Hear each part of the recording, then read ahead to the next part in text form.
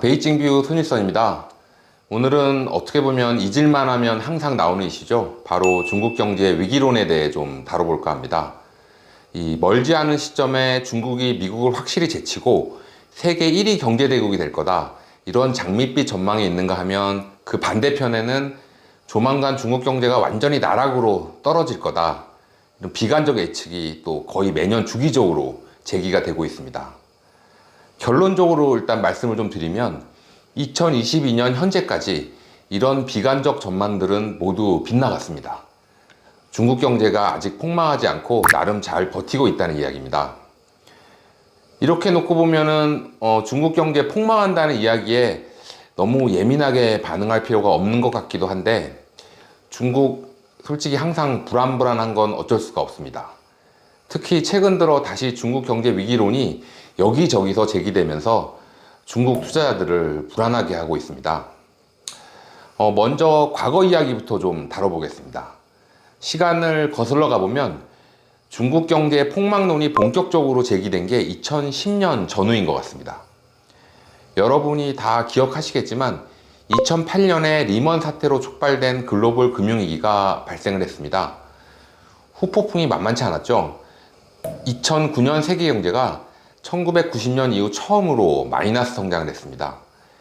미국, 일본, 독일 등 주요 국가들 성장률도 모두 줄줄이 마이너스를 기록했습니다. 그때 중국은 속절없이 무너지는 선진국들과 다른 모습을 보여줬습니다. 2009년 중국 경제 성장률은 9.1%를 기록하며 위기에 빠진 세계 경제의 구원투수라는 평가를 받았습니다. 그런데 이 당시 중국이 그 위기 극복 과정에서 시장에 막 뿌려댄 현금이 결국 중국 경제의 위기론의 씨앗이 됐습니다. 리먼 사태 당시 중국 정부는 경기 부양을 위해 이 4조 원에 달하는 돈을 시장에 공급을 했습니다. 우리나라 돈으로 거의 800조 원에 달하는 엄청난 금액입니다. 이 같은 대규모 유동성 공급은 당시 경기 부양에는 큰 도움이 되긴 했는데, 결국 중국 경제의 아킬레스건이죠. 과도한 부채라는 큰 골칫거리를 만들게 된 계기가 됐습니다. 이후 이 감당하기 힘든 수준의 이 중국의 막대한 부채는 중국 경제 위기의 단골 소재가 됐습니다. 2017년에도 한 차례 중국 경제 위기론이 강하게 제기가 됐었는데, 당시 그 세계적 신용평가사인 무디스가 중국 국가 신용등급을 낮춘 게 계기가 됐습니다. 무디스가 중국 국가 신용등급을 낮춘 건 1989년 태난먼 사태 이후 28년 만의 일이었던 만큼 그 국제금융시장에 충격이 꽤 있었는데, 당시 무디스가 신용등급 강등 이유로 내세운 것도 바로 중국의 급격한 부채 증가였습니다. 과거 기사들을 좀 검색해 보니까 당시 파이낸셜 타임즈 등 서방 언론들은 중국 경제가 결국 일본의 잃어버린 10년과 같은 길을 가게 될 수 있다는 기사들을 쏟아냈습니다. 일본의 1980년대 말처럼 이 과도한 부채 등으로 인한 버블이 곧 중국에서 터질 가능성이 있다는 경고였습니다. 다음해에도 트럼프 미국 대통령이 중국과 무역 전쟁을 펼치는 등 그 미국의 중국 때리기가 본격화되면서 중국도 결국 일본처럼 미국을 넘지 못하고 주저앉을 것이라는 분석이 대거 등장했죠. 가장 최근 위기론을 떠올려 보면 아마 헝다 사태가 아닐까 싶습니다. 불과 1년 전입니다. 작년 추석 연휴 때 헝다 사태가 확 불거졌던 게 아직도 기억이 생생합니다. 아시다시피 헝다는 중국 제2의 부동산 개발 회사고 부채만 약 350조 원에 달하는 엄청난 빚덩어리 회사죠. 그런데 중국 정부가 부동산 대출을 옥죄면서 결국 헝다가 채권 이자를 제때 상환하지 못하는 디폴트 사태를 맞게 됩니다. 당시 미국 월스트리트 저널, 영국 가디언지 등 이 서방 매체들 기사 제목을 한번 보시죠. 중국의 헝다 파산이 2008년 세계 금융위기를 일으킨 리먼 사태의 재현으로 이어질 수 있다. 이름부터 사태가 붙었죠. 리먼 사태처럼 헝다 사태. 그만큼 심각하게 이 사안을 봤다는 거고, 또 당시 월가나 우리나라 증권사 리포트들도 헝다 사태가 세계 경제나 증시의 최대 악재가 될 수 있다는 이 섬뜩한 경고를 막 쏟아냈었습니다. 저도 당시 기사를 엄청 썼던 기억이 납니다. 하지만 1년 지나서 다시 되돌아보면 솔직히 약간 호들갑이 아니었나 그런 생각이 듭니다. 당시 그 제기됐던 최악의 시나리오가 헝다 유동성 위기가 곧바로 운행 부실로 이어지면서 금융위기로 전이될 수 있다 이런 거였는데 아직까지 이런 신호는 크게 잡히지 않고 있습니다. 물론 제가 정확한 내막을 알 길은 없지만 중국 관치금융의 노하우 덕분인지 중국 금융당국이 나름 헝다 사태를 관리 가능한 범위 내에서 잘 컨트롤하는 느낌입니다. 그런데 역시 올해도 거르지 않고 중국 경제 위기론이 또 꿈틀대고 있습니다. 올해도 일단 기본 골격은 크게 다르지 않습니다. 회색 코뿔소라고 하죠. 위험한 징후가 지속해서 나타나고 있는데도 불구하고 이런 위험성을 제대로 인식하지 못해 대응에 실패하는 걸 의미하는데요.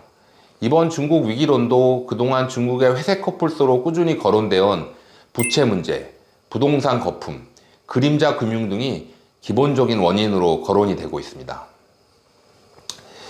특히 현재 부동산 문제는 헝다 사태처럼 이렇게 한 단어로 압축이 되면서 딱 사람들의 눈길을 끌만한 대형 사건은 없지만 헝다 때보다 더 안으로 골마가고 있는 건 아닌가 이렇게 우려가 됩니다. 중국 현지에서 보면 이 중국 부동산 시장이 완전히 경색이 됐습니다. 실제 많은 전문가들이 중국 경제 위기가 현실화된다면 그 트리거로 부동산 시장을 꼽고 있습니다. 공급 수요 양쪽 모두 심각한 위기 상황인 것 같은데 일단 부동산 회사들이 자금난에 빠지면서 이 뒷담한 아파트나 건물들이 전국 곳곳에 널려 있습니다. 제가 이번 추석 연휴 때 백두산에 다녀왔는데 백두산 관광지 주변 개발 과정에서 지어진 많은 건물들이 이 콘크리트 뼈대만 남겨진 채 그 흉물처럼 줄줄이 늘어서 있었습니다.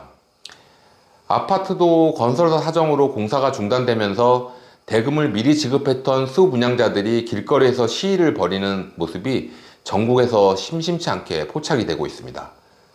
집단 행동이 엄격히 금지되어 있는 중국에서 아파트 안 주면 돈 못 갚겠다고 시위를 하는 것은 정말 중국 부동산 시장이 위기라는 것을 간접적으로 보여주는 모습이라고 생각이 됩니다. 이 아파트나 이 부동산에 대한 수요가 크게 줄다 보니 다 지어졌지만 비어져 있는 집도 크게 늘어났습니다. 중국 부동산 연구소 베이커에 따르면 중국 주택의 평균 공실률은 12.1%에 달한다고 합니다. 영국 컨설팅 회사 캐피털 이코노믹스는 중국 본토에 이미 판매된 주택 중에 약 1억 채가 빈집으로 남아있을 가능성이 있다고 추정하기도 했습니다. 특히 부동산은 중국 지방정부의 밥줄입니다. 이 지방정부가 토지 이용권을 매각해서 그 돈으로 이 살림도 하고 투자도 하는데 누가 요즘 중국 지방에 부동산 투자를 하겠습니까? 대출도 잘 안 되는 데다가 이 가보면 널린 게 빈집이고 집담한 건물인데 아무도 선뜻 이 지방정부로부터 토지 이용권을 사려고 하지 않을 겁니다. 이 때문에 공무원 월급도 제대로 주지 못하는 지방정부가 크게 늘어나고 있다는 이야기가 들리고 있습니다. 지방정부를 이끌어가야 할 중앙정부도 고민이 깊어질 수밖에 없을 것 같습니다. 특히 이번 중국 경제 위기론은 기존 회색 코뿔소 요인 외에 중국 내 구조적인 요인까지 복합적으로 결합되면서 위기감을 키우고 있는 모습입니다. 미국 재무장관을 지냈던 그 로런스 서머스 하버드 대학교 경제학과 교수의 분석을 빌려보겠습니다. 서머스 교수는 최근 블룸버그와의 대담에서 중국이 소련이나 일본처럼 결국 미국을 넘어서는데 실패할 것이라고 예상을 했습니다. 그러면서 그 이유로 세 가지를 꼽았는데 첫 번째가 기업에 대한 지나친 공산당의 규제와 간섭, 두 번째가 기업 활력과 투명성 부족, 세 번째가 인구 감소와 고령화였습니다. 제가 여기에 또 추가를 하나 해보자면 중국의 제로 코로나 정책도 넣을 수 있지 않을까 싶습니다. 툭하면 봉쇄하고 규제하고 이동을 금지시키는 이 제로 코로나 정책 때문에 진짜 중국에서 고생하시는 분들이 많습니다. 식당이나 술집, 헬스센터 같은 이런 자영업하시는 분들은 물론이고 항공사, 철도, 여행사 등도 엄청난 적자 손흥에 빠진 상태입니다. 경제보다 정치 방역을 우선순위로 한 대가가 너무나 큰 것 같습니다. 중국 공산당도 과거와는 차원이 다르다는 위기감을 느낀 것 같습니다. 관영 매체들 기사를 쭉 보면은 이 경제사령탑인 리커창 총리가 하루가 멀다 하고 경제대책회의를 열어서 경제 살리기를 지시를 합니다. 또 중국 정부가 인프라 투자 등을 위해 1조 위안을 투입한다는 대책도 내놨습니다. 미국이 공격적으로 금리를 올리고 있는 상황에서 중국은 반대로 올해 들어서만 3번이나 기준금리를 인하했습니다. 위안화 가치의 급격한 하락이라는 리스크에도 불구하고 이 경기 부양이 절실하다는 그 중국 정부의 다급함이 느껴지는 대목입니다. 하지만 그래도 역부족인 것 같습니다. 2분기 중국 성장률은 0.4%로 추락을 했고 3분기 전망도 밝지가 않습니다. 내수 부진 속에서 그나마 경제 성장을 지탱했던 수출 증가율도 다시 크게 꺾이는 모습입니다. 이 때문에 올해 중국 성장률 전망치도 속속 낮아지고 있습니다. 이 후하게 주면 3%대 중반, 깐깐한 곳은 2%대도 있습니다. 참고로 중국 정부가 제시한 올해 성장률 목표치는 5.5%입니다. 중국이 성장률 목표치를 공개한 이후 실제 성장률이 목표치보다 낮았던 때는 1998년하고 2014년 딱 2번밖에 없었습니다. 그것도 차이가 아주 0.1%포인트 이 정도로 아주 작은 수준이었는데 올해는 이 목표치와 실제 성장률이 역대급으로 격차가 벌어지지 않을까 싶습니다. 그만큼 중국 경제 상황이 안 좋다는 이야기입니다. 중국 경제가 크게 흔들리면서 중국 경제의 규모가 조만간 미국을 초월할 것이라는 통념에도 의문이 제기되고 있습니다.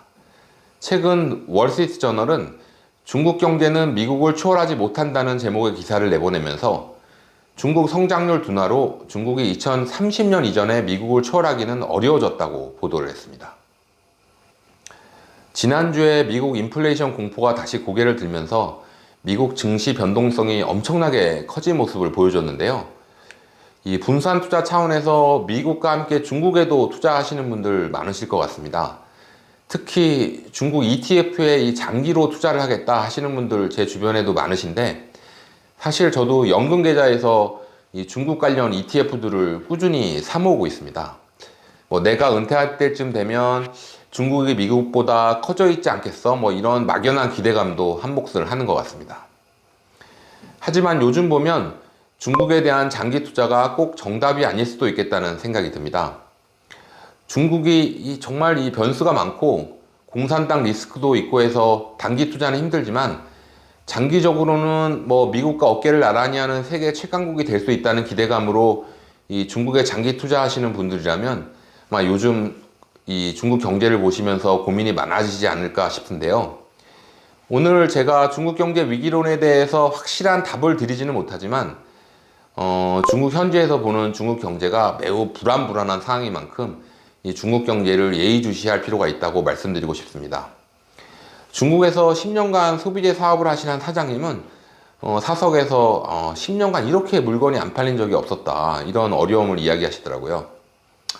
물론 많은 전문가들은 여전히 중국 당국이 이런 다양한 위기 요인들을 컨트롤할 수 있는 많은 도구들을 가지고 있다고 보고 있습니다. 당장 경제 위기가 현실화되지 않을 수 있다는 얘기인데요. 중국 경제의 장기적 상승에 베팅하고 계시는 투자자분들이라면 항상 베이징뷰 시청하시면서 중국 투자 비중 조절해 가시면 어떨까 싶습니다. 오늘도 베이징뷰 시청해 주신 여러분 감사합니다.